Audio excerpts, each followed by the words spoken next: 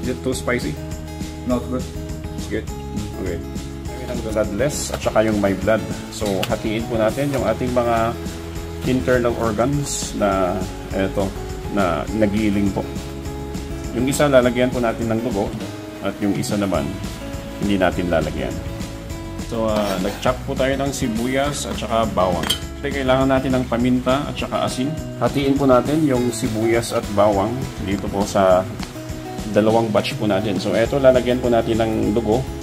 Ito naman po hindi. Tigkakalahating kilo po yan. Giniling na eto, internal organs. Yung mga baga, puso, ganyan. Kidney. So, lalagyan natin ng dugo, mga 3 cups.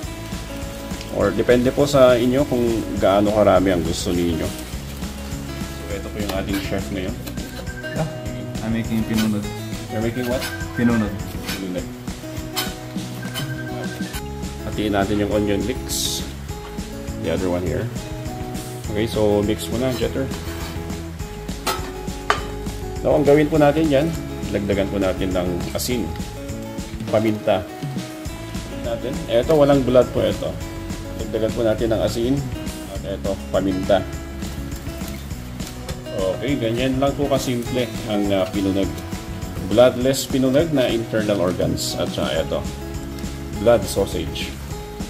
I-stuff po tayo, talian po natin yung kanyang dulo ng mahigpit. Ano po yan? So, unahin po natin yung bloodless pinunag. Mag-i-stuff na po tayo. Ito yung ginagamit sa longganisa, ano? Ito yung ginagamit sa longganisa, sa makina. O, pwede po kayong gumamit ng bote o yung plastic bottle. Tatalian po natin.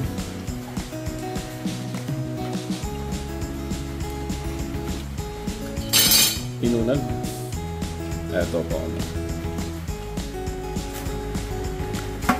yung ating tinimpla.